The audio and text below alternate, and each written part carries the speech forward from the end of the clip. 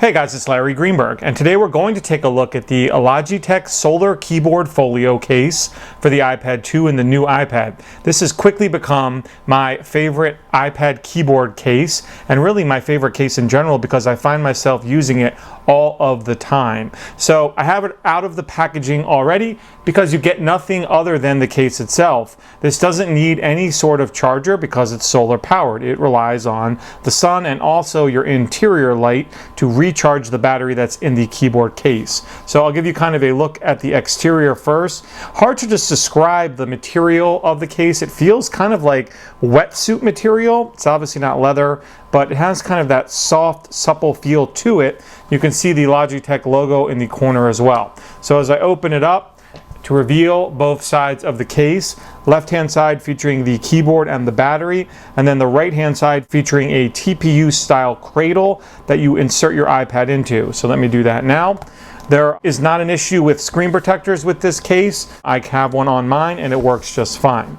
So the beauty of this case is once it's fully charged, and it does so again by you just allowing the solar panels to come in contact with light, once it's fully charged, you never turn it on and off. That's the beauty of it. It actually acts just like a laptop style keyboard in that it's always on. So one of my big issues with the other iPad keyboard cases that are on the market, really two issues. One, you have to remember to turn the on-off switch on, obviously, and two, you have to charge it. With this, you don't have to do either. It's just always ready to be used. So as it's closed up, it's a little bit on the bulky side, but that's kind of the trade-off, as you can see. You do have access, though, to the 30-pin connector, so you can charge your iPad while it's in here. Same goes for the volume rocker and the mute/orientation switch, as well as the headset jack on top, the microphone, and the sleep awake button. There is also a nice size cutout for the rear facing camera and perforations for the speaker. You can make out the battery right there, which is kind of the bulky part of the case, and this does work with the sleep awake function. You can see when I open it, the iPad turns on. When I close it, it turns off. Now, as far as propping this up, you can do so in two different positions. You can make out the, I like to call them teeth, kind of in the corners of the iPad. When you place it into this angle, it automatically activates the keyboard, and now I'm ready to start using it. There is a Bluetooth pairing button right here on the side, which you will press and have to only press once in order to pair this up. And again, once you do that, you're good to go. And then above that is a charge indicator that you can press to let you know if the battery pack in the keyboard is charged up enough. Now, once it's in this position, this is kind of your general typing position. So I'll go to the Notes app, and I can use all of my kind of normal typing keys. So let me just start a new note. The keys are a little small. I find it best if I just use my two pointer fingers to type, kind of the hunt and peck style. But I find I'm pretty, proficient typing on this.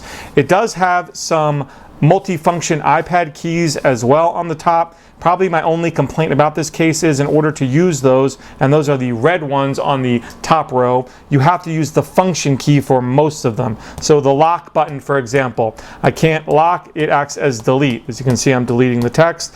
If I want to lock and unlock, I have to hold down function, and then it powers down or locks the iPad. And when I want to turn it back on, I again press function as well. Now there are two other notches right here. This is kind of your video angle. And when I go into that position, you can see here, I now have volume up and down controls, pause, rewind, fast forward, and play, the photo and the keyboard button as well that I can play with if I want to watch a movie or listen to music from this position. Personally, I have to say I don't often use this angle. I'm almost always using this angle. I just feel like it gives me the best of both worlds for both watching and viewing video as well as creating content on the iPad. So I rely on this case almost all the time for my iPad. I really like it. Again, I do feel like there's some trade-off. It's bulky, it's heavy, but I love the fact that it's always on when I prop the iPad up and ready to go. No having to worry about is it recharged, no having to worry about is it paired, is it powered on, or any of that good stuff. Now, the only kind of other issue I have is that the solar power panels are on the bottom of the keyboard, so you can see that, which doesn't allow it to really charge when you're using it. It's not really an issue for me personally because I charge my iPad in a stand like this, so it's propped up. so the panels are exposed to light when it's around my house. And I just remember when I'm not using it to lay it down like this. It's never run out of battery in all the time that I've used it. So the Logitech Solar Keyboard Folio is available for $129.99. Variety of online retailers have this in stock. Logitech.com. I got mine at Best Buy, but you can look for yours all over the internet.